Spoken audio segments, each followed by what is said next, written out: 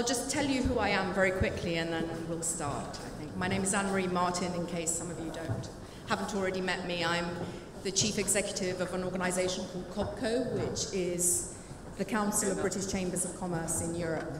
And we have 43 member chambers across literally the whole of Europe.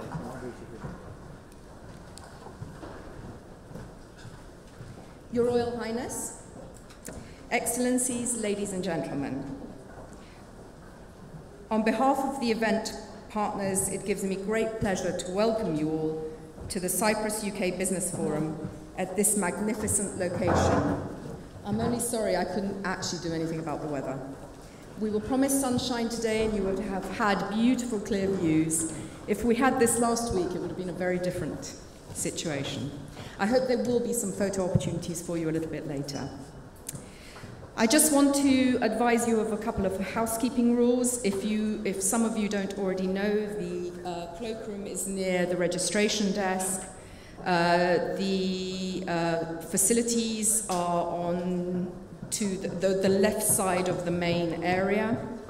There is a media point for any members of the press that would like to arrange interviews. A media point by the white armchairs and small tables on the left side. FTI Consulting will make themselves available at that point for you to organise those if they haven't already been organised. Could I ask you all to put your mobiles on silent, please, or turn them off? Up to you. There are no fire alarm drills expected, so if you do hear one, it's for real. And there are some exit points, but the staff here will be obviously ushering us into the right directions. Now I'd like to hand you over to the welcoming delegation, who will each come up individually and address us for the first part of the day. The first speaker will be His Excellency Mr. Evriviviadis, the High Commissioner for the Republic of Cyprus in the UK. Welcome, sir. Then we'll be followed by Phidias Pirides, who is the President of the Cyprus Chamber of Commerce and Industry. Welcome, sir. Peter Drusiotis, Chairman of the UK-Cyprus Enterprise Council. Welcome, Peter. Mr. Rick Todd, who I haven't said hello to yet. Hello, Mr. Todd, British High Commissioner to Cyprus. And Mr. Martin Fellon, who is Director for the Mediterranean region for UK Trade and Investment. Then after that, just to let you know what will happen, we'll welcome Androula Pitas. Hello, Androula. She is the President of the UK-Cyprus Business Association, who I'm very proud to say is a member of COBCO. She'll be introducing the Minister and leading and moderating the Q&A session after he has spoken. That's it from me for now. I will hand you over, Your Excellency, if you'd like to come up. And I'm really anxiously waiting what, of course, the Prime Minister will say today. I had to miss the speech in order to be here with you today, because we're all anxious to hear what he has to say about of course, the relationship of the United Kingdom with the European Union. As Cypriots here of diaspora and Cypriot citizens, together with Malta and Ireland, we will also be voting in the referendum. So welcome. It's a great pleasure to have you, and I hope you have a good and productive session here at the forum. And again, the High Commission and everyone is at your disposal. Thank you very much. God bless. Honorable Minister of Energy, Commerce, Industry and Tourism, Your Excellencies, High Commissioners of Cyprus to the UK and of the UK to Cyprus, Mr. Evriviadis and Mr. Todd, distinguished guests and panelists, ladies and gentlemen. On behalf of the Cypriot organizers of this forum, I would like to thank you all for participating in this event, and I hope that you will all find it informative and useful. Since such a large turnout is very pleasing, and special thanks go to our British partners for assisting in the organization.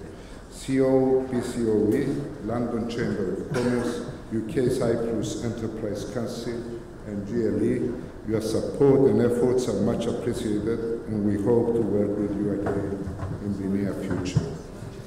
Today's session is dedicated to highlighting the opportunities that are available in order to further enhance the already strong economic ties between our two countries. This will be done in 2 interactive panel sessions, and I urge you all to challenge our panelists and make the most of their expertise. In the first session, the panelists will look into the potentials of investing in Cyprus. Sectors such as tourism and the prospects to invest in new projects, hydrocarbons and privatizations will be discussed.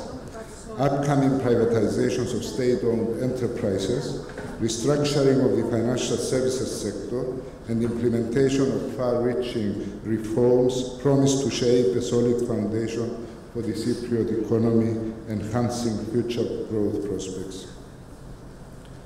The second session is dedicated to regional headquartering. Cyprus is highly ranked on the short list of decision makers when it comes to choosing the most appropriate location to establish international and regional headquarters. The island provides a secure base to tap into the evolving markets of the Middle East and Africa. We have an excellent success story with us to showcase their experience in Cyprus.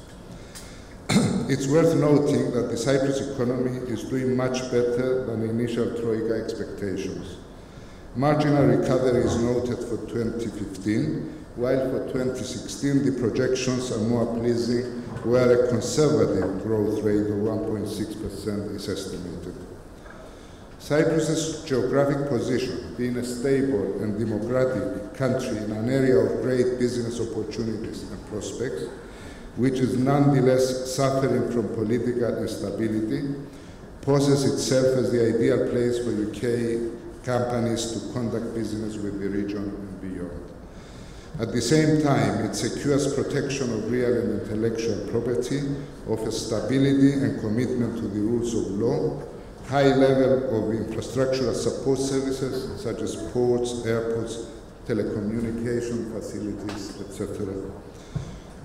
Dear friends, the Cyprus Chamber of Commerce and Industry, as the leading organization of the business community of the country, is at your disposal for business inquiries, networks, and contacts in Cyprus.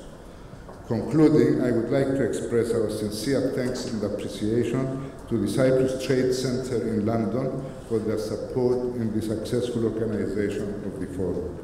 I especially thank all of you who have supported this event today with your participation and wish you every success in your business endeavors.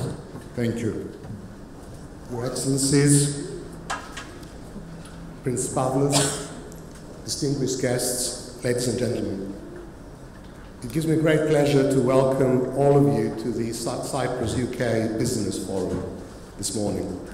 Your presence here illustrates the keen interest in Cyprus as a regional centre for enterprise and investment. I'd like to thank all of our Cyprus-based partners, as well as the trade mission of the Cyprus High Commission in London and the Council of the British Chambers in Europe for the excellent collaboration in the organisation of this event.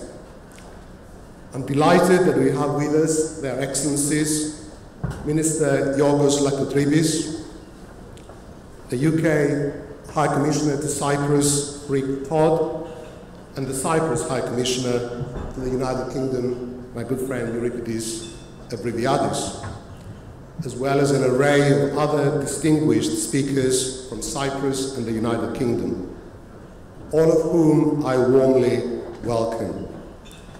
They are all authorities in the subjects that they will cover, and I'm sure that you will find what they have to say illuminating and informative. I should say a few words about the UK-Cyprus Enterprise Council. Established in the aftermath of the unprecedented financial crisis in Cyprus during 2013, the Council was set up by British entrepreneurs, business and professional people of Cypriot origin as a vehicle for the promotion of investments and trade between two historically important partners, the United Kingdom and Cyprus.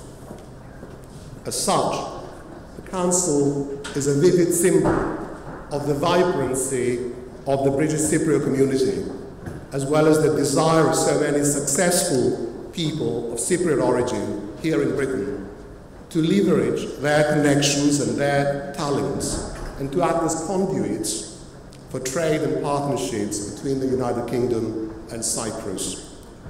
We are fortunate to have assembled an impressive array of patrons, directors, and goodwill ambassadors, UK Cypriots and friends of Cyprus, who are embedded in the world of British finance and business, and who are therefore well placed to spearhead this collective effort to enhance UK and Cyprus bilateral trade and collaboration.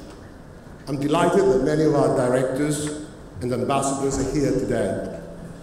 We're also privileged to have with us several of our patrons, the Cyprus High Commissioner himself, of course Tasso Leventis, a well-known figure in the community of the Leventis group of companies.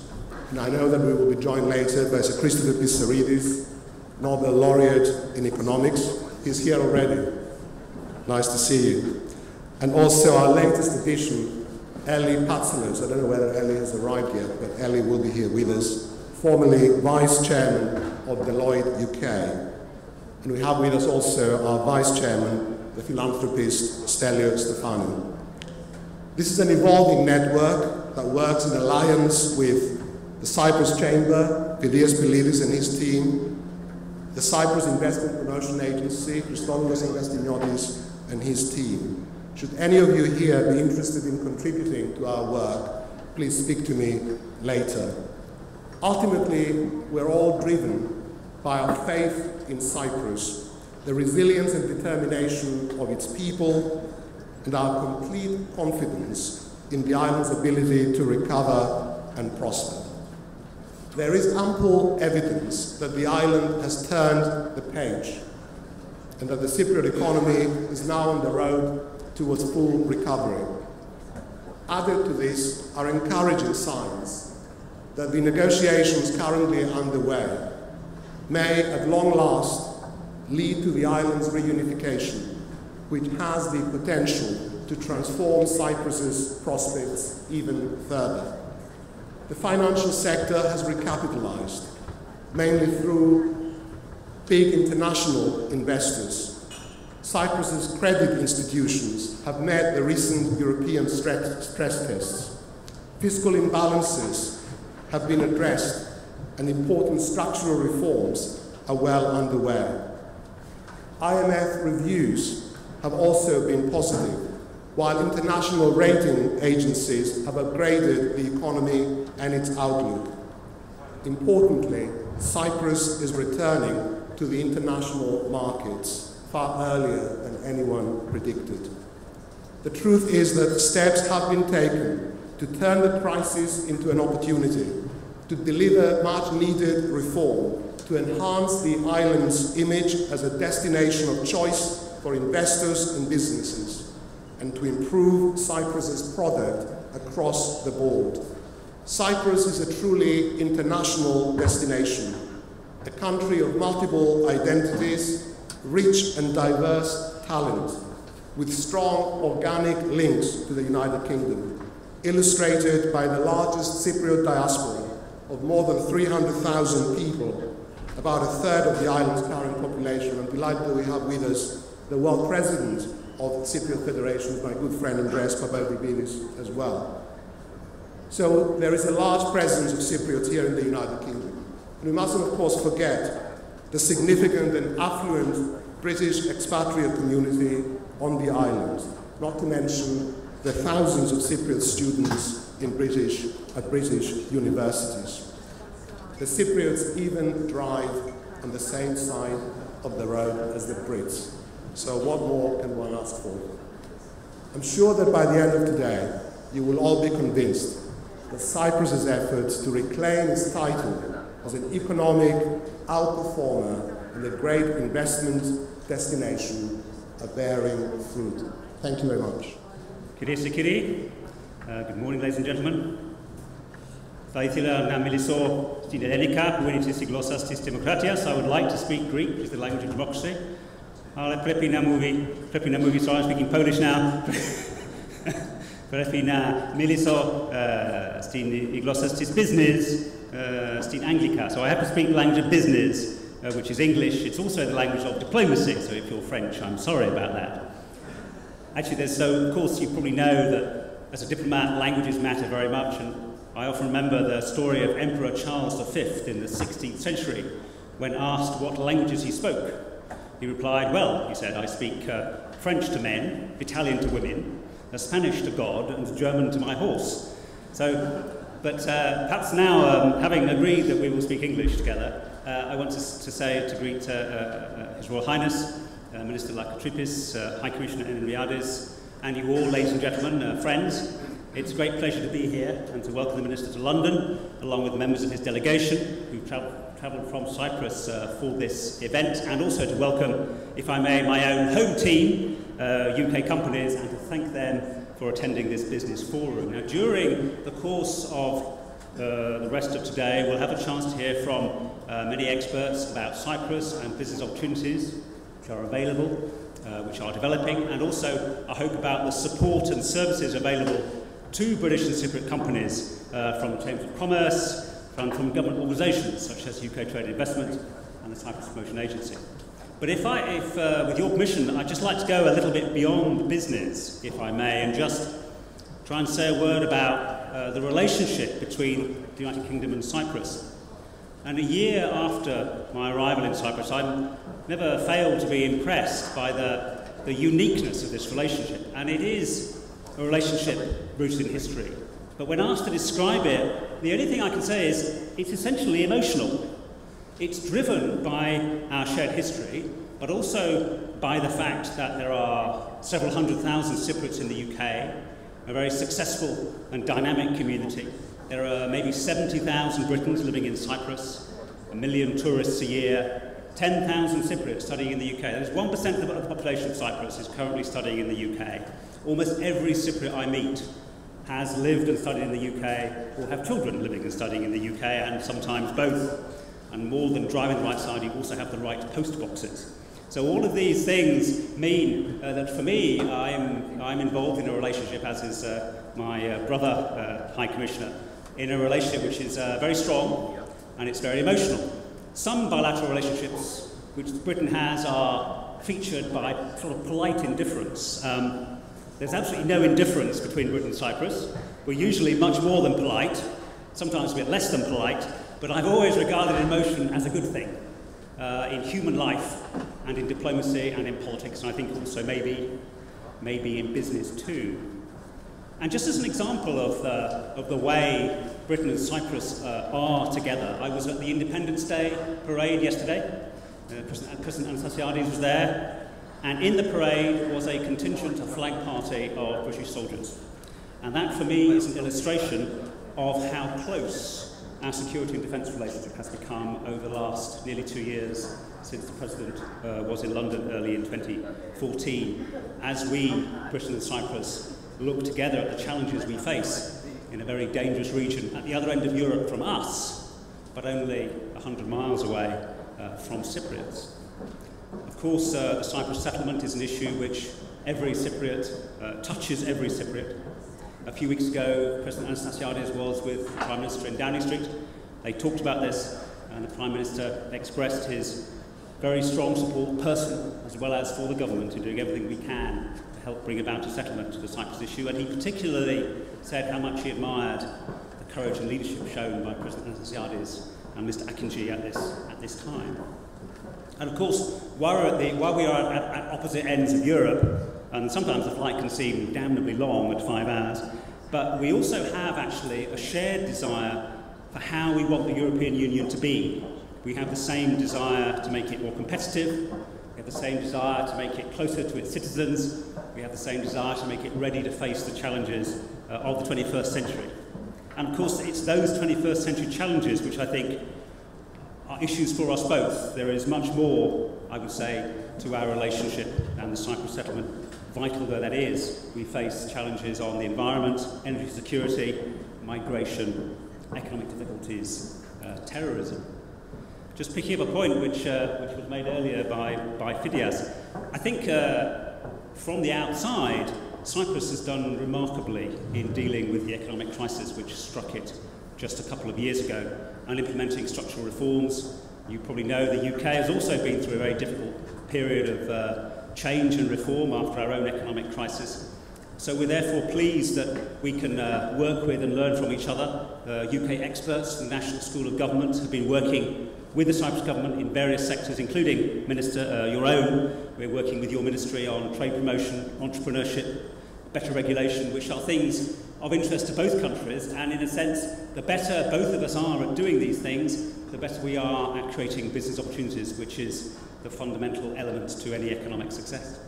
Of course, we've also traditionally been trading partners.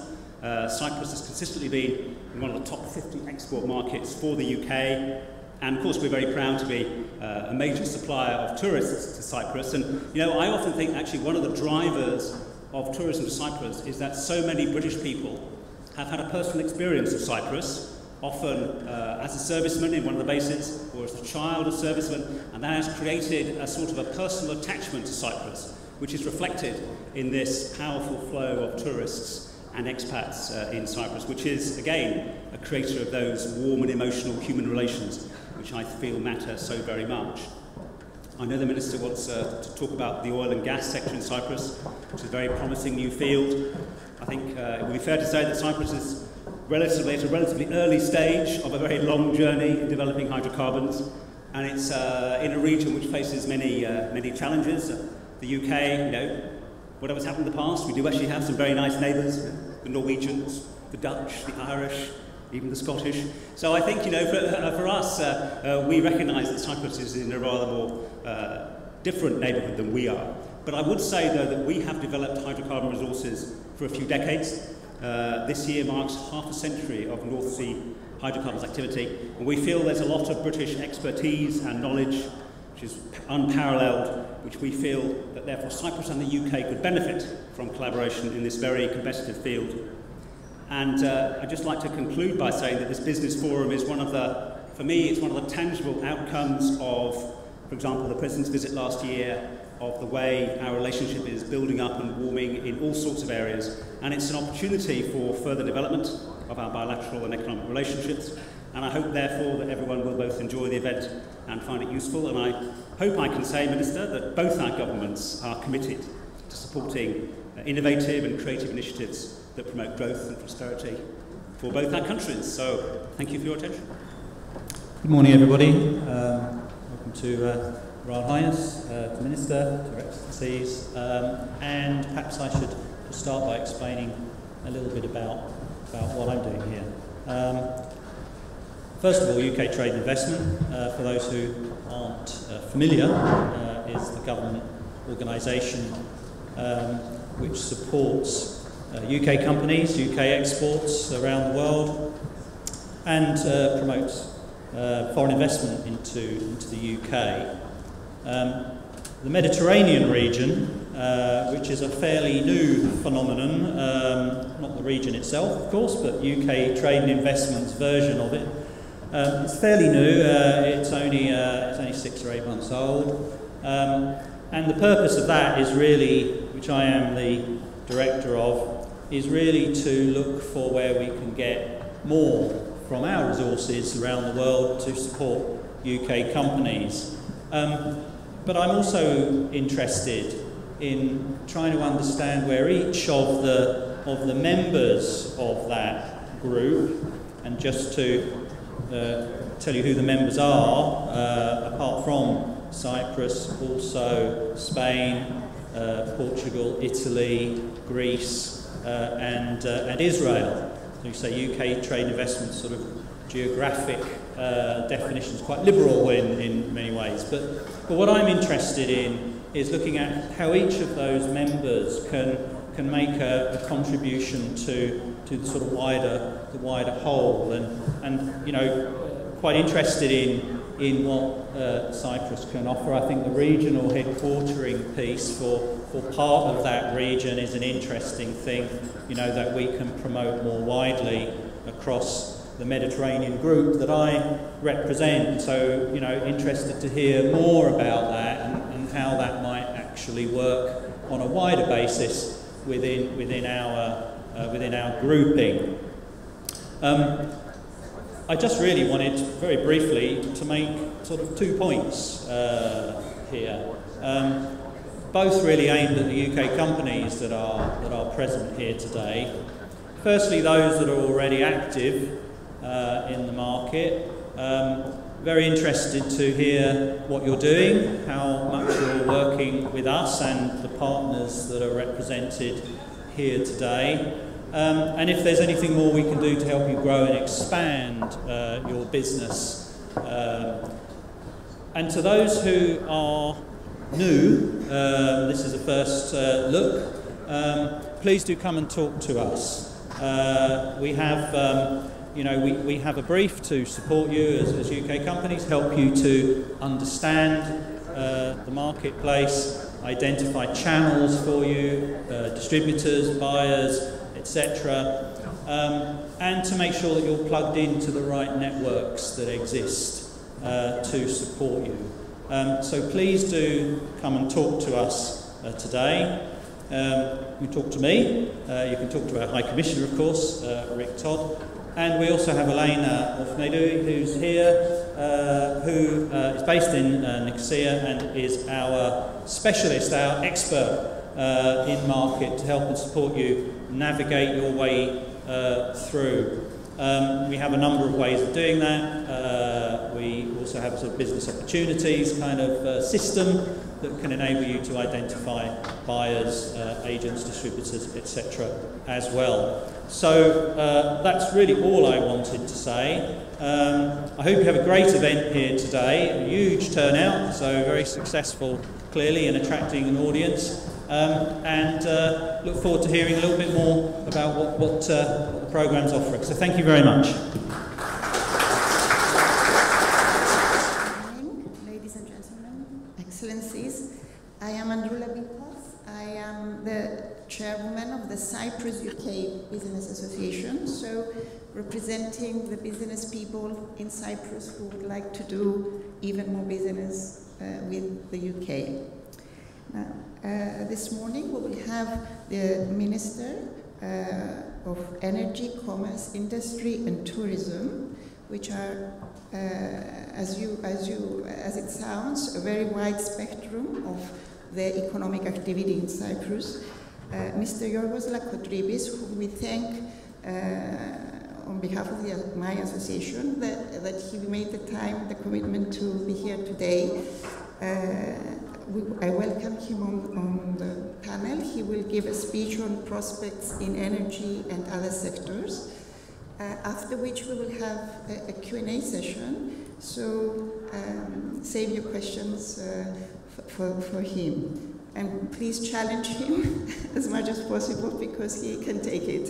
Thank you very much. Excellencies, distinguished guests, ladies and gentlemen, it is a truly an honor to be attending this event, presenting in front of you in the financial center of the United Kingdom. But before I start with the few slides that I put together to take on the challenge, I'd like to first of all thank the organizers, all those who helped British Cypriot in putting this together. Not only we have a great audience in terms of quantity, but from the list I have seen, the quality as well is superb. So thank you very much for taking the time. Yeah, just like it was mentioned before, I've put together a few slides. My ministry has a wide spectrum of responsibilities. So I had a very hard time last night thinking what to put in, what to leave out. So I'm going to challenge you to see if you can pick up at the Q&A what I have left out, okay? Moving on, I've just put together 10 slides basically. The first one about a little bit about the macroeconomy. I wish the Minister of Finance was here, but I'll try to cover as much of that as possible. A couple of slides on the oil and gas sector, on tourism, science and technology park, and of course at your disposal at the end of this to discuss anything you wish.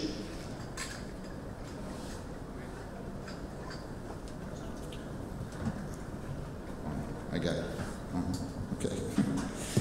So I believe all of you are aware what has happened in March 2013, which of course was the consequence of years of neglect from our side.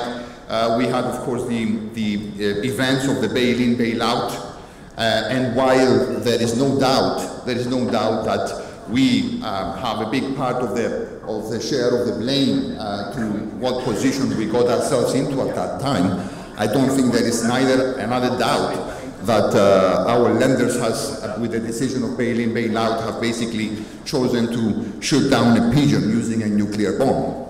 Right, so the decisions were pretty dramatic, but what you can see on the screen is actually the performance of the Cypriot economy vis-a-vis the projections of our lenders. So at the bottom hand, you can see what the projections were in 2013, a recession of minus 8.7%. You could see that for 2014 they were projecting 3.9 in a recession, while the performance of the economy, and I will explain briefly in a minute why or so, has been so much better. To the extent where the Troika is projecting a 0.5% growth in 2015, we are projecting between 1.5%. And we will meet that target considering the history of missing forecast by the Troika. So we are well on our way for growth this year, and I'll just mention a few very simple reasons. First of all, as a country, as a government, we have to acknowledge that we needed to change. I mentioned before about the years of neglect or mismanagement or whatever it may be, that we had to change. Second, we had to stay focused on these structural reforms. We had to stay focused on the competitive advantages that we have as a country, which are basically tourism, we have shipping, and I'm very happy to say that you'll be hearing a lot from my friend Thomas in a while. We have professional services, and again you'll be hearing plenty of that in a minute. And the reason why I always say to a forum like this, why these sectors have been resilient, is because they have never been based on a bubble. They have always been based on solid, professional foundations with our people and with the comparative advantages that we have as a country. Having said that, we are not, of course, out of the woods yet. It's still a very fragile recovery. Next week, the Ministry of Finance will be going out into the bond markets again for an issue, which will be published very soon for a roadshow.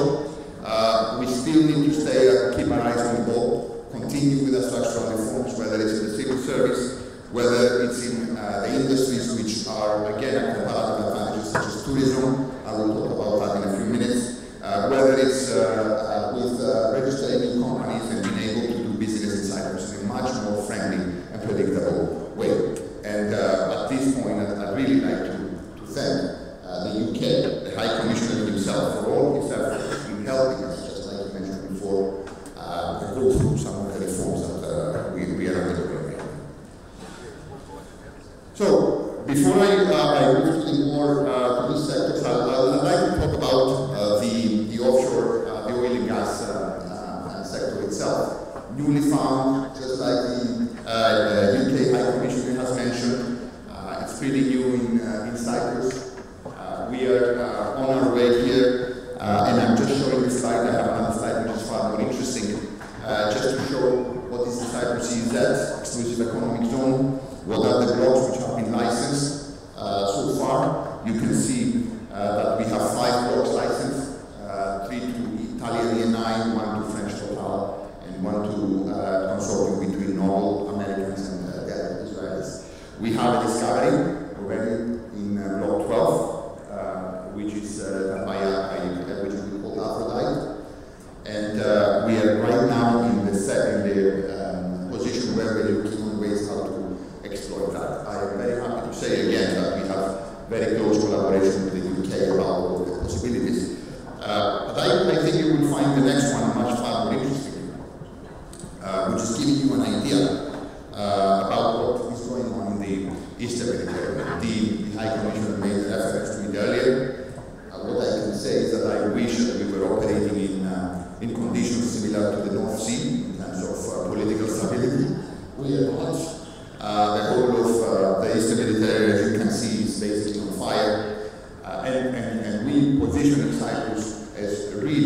really an oasis of stability, predictability, politically, economically. You can see the exclusive economic zones of various countries, including Cyprus, Egypt, Israel, Lebanon, even though they haven't undergone any licensing round yet. You might be aware of the recent discovery of in Egypt, right, called Zohr. It's right here, right on the sea borderline between Cyprus and Egypt,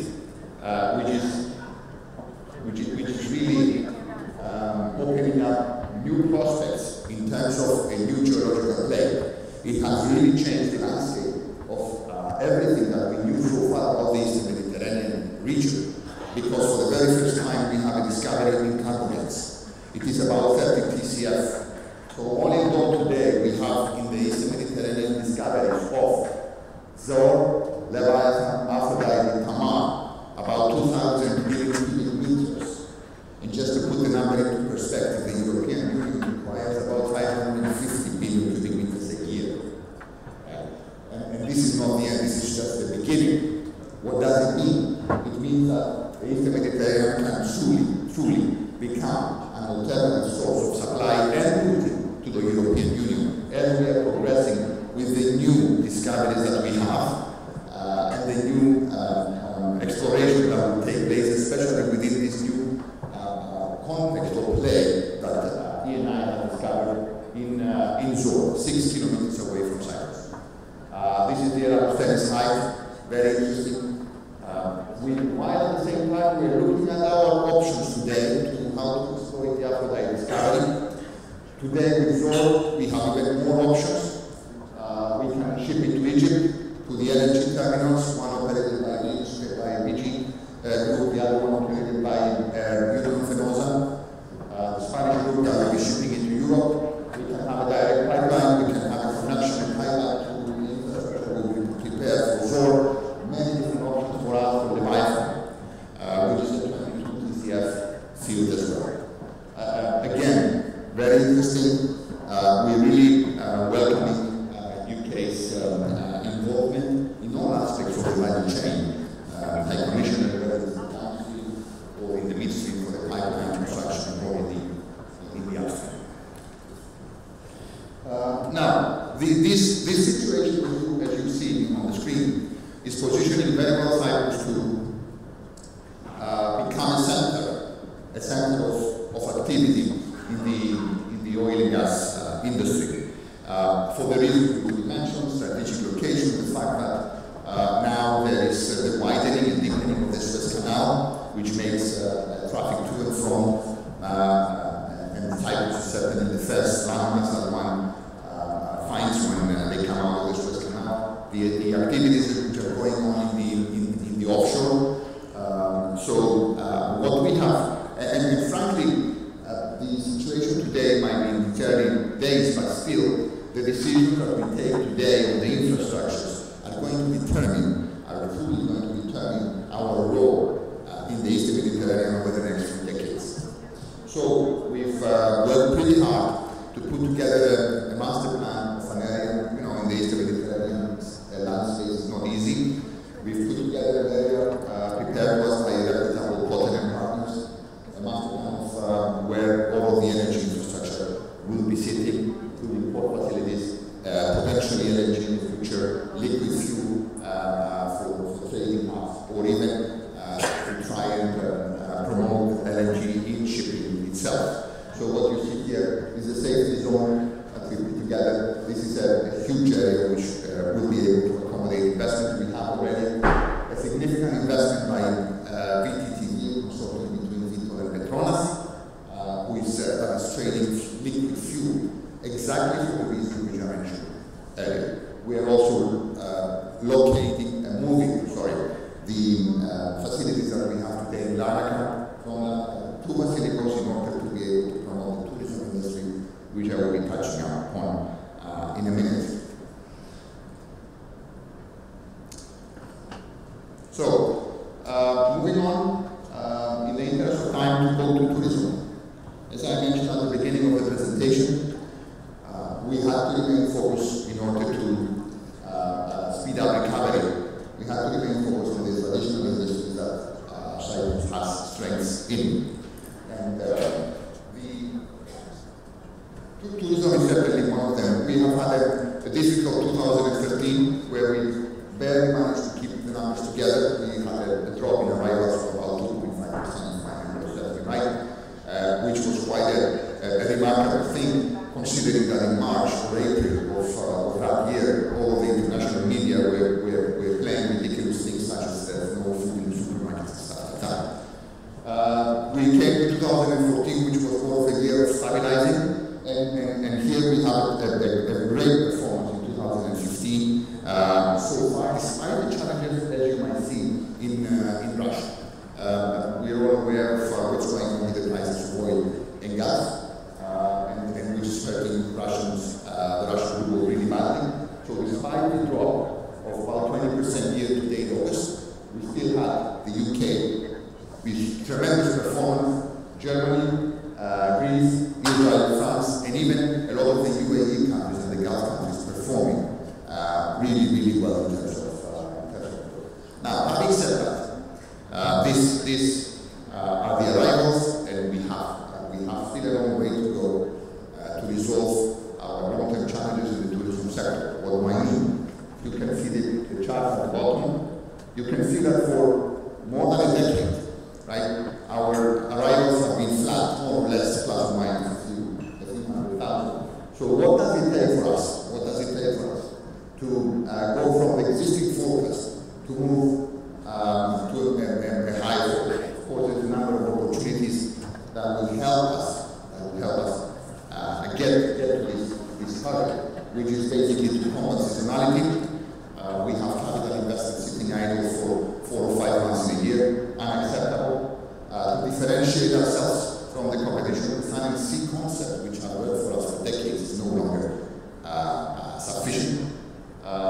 Insufficient connectivity, and certainly to compete on the various experiences that we can offer to our guests. And on the next slide, I can certainly mention something. And certainly this list is not exhaustive, but it's the list which I thought to myself was a good chance to go around. A couple of months ago, we passed legislation for an integrated casino resort. Already the expression of interest documents are out, and those who are interested, I strongly urge you to have a look. Basically, we are looking to give one license, 30 years, 15 years exclusivity, one license, in order to be able to support not just a gaming experience, but an integrated casino resort with multiple experiences. So far, at least to the extent of those who bought the expression of interest documents, we have had some good, excellent participation. We hope that will be also reflected into the actual submission. Yachting, already the marina of Limassol is operating, it's completed. The Ayana Marina is underway, even though there's been some challenges in finding financing. Eventually there were strategic investors, and the Ayana Marina is on the way. Marina is the September out, is expiring in October. With golf courses, needless to say, again, especially in the area of Paphos, we're trying to promote a few more golf courses in other areas as well. And we have had investments in the health and wellness, in sports, cycling, which is gaining a lot of momentum, a lot of other special interest tourism that we would like to invest. So if you're interested in any of this, again, tourism is a sector of priority for us, as one of the sectors which is actually paying the bills today.